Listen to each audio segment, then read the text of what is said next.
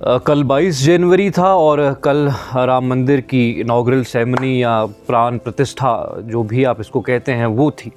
एक तरफ से वो प्रोग्राम चल रहा था टीवी पर लाइव और दूसरी तरफ से गुंडों को खुला छोड़ दिया था और गुंडों को ये हिदायत दी गई थी शायद कि आपने कुछ भी करके लोगों को प्रोवोक करना है, आपने कुछ भी करके एक बवाल खड़ा ज़रूर कर। और इसी कोशिश का नतीजा ये हुआ कि मीरा रोड से एक वाक़या सामने आ रहा है, बिहार में कुछ वाक़या पेश आया है, लेकिन ख़ास बड़े वाक़े नहीं है। मीरा रोड वाला एपिसोड जो है वो अब इस तरह से प्रोजेक्ट किया जाता है कि ये मुसलमान जिहादी जो हैं कभी चैन से बैठते नहीं हैं और इनको पत्थर मारने की आदत है। और मीरा रोड के वाक़े में ये चीज़ बताता चलूँ कि पुलिस ने एफआईआर पहले तो उन लोगों पर रजिस्टर की है जिन्होंने,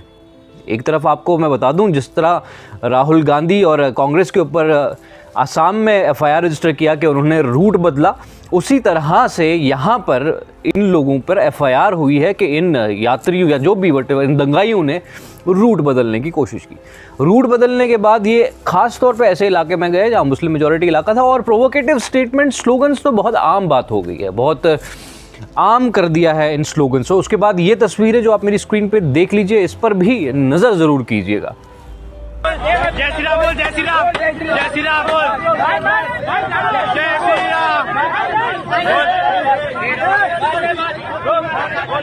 बोल दिया, जय श्री राम बोल।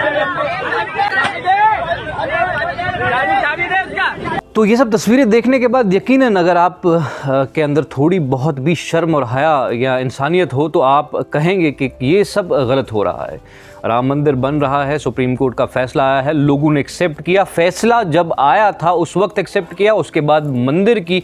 तामीर शुरू हुई, किसी ने कोई हल्ला नहीं किया, किसी ने कोई सड़कों पे आके हंगामा नहीं किया। आज मंदिर कंप्लीट है, ऑलमोस्ट कंप्लीट है, उसके बाद भी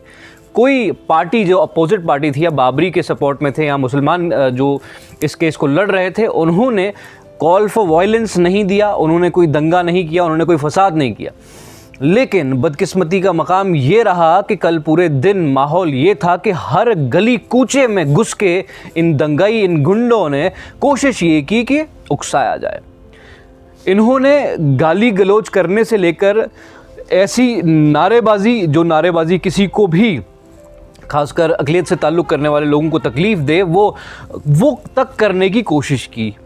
बहरहाल मैं शाबाशी देना चाहूँगा, मुल्क के ज़्यादातर हिस्सों में ये कोशिशें हुई और उसके बावजूद बहुत से लोग जो हैं शांत रहे, उन्होंने अपना पेशेंस बनाए रखा और आप लोग इस चीज़ में, इस बात के लिए मुबारकबाद के हकदार हैं। और ऐसी जो इश्यूज़ थे, इस तरह की गाइडलाइंस थी भी, कुछ बड़े लीडर्स ने भी कहा था कि आप लोगों को जो है मोहतात रहना है, क्योंकि इस वक्त इस मौके को कैश करने की कोशिश कोई सियासी जमात ज़रूर करेगी, कुछ सियासी लोग ज़रूर करेंगे। और अब उनको बहुत कम जो कुछ मिल पाया है वो एक तो मीरा रोड का एपिसोड है और बिहार में एक कब्रिस्तान में इन्होंने जो है आग लगा दी, कब्रिस्तान में आग लगा दी और उसके बाद प्रोवोकेटिव स्लोगन्स भी दिए, हर मुमकिन कोशिश की कि मिनॉरिटीज़ के लोगों को उकसाया जाए। तो उसके बावजूद मुझे ये लगता है कि किसी हद तक ये नाकाम रहे हैं और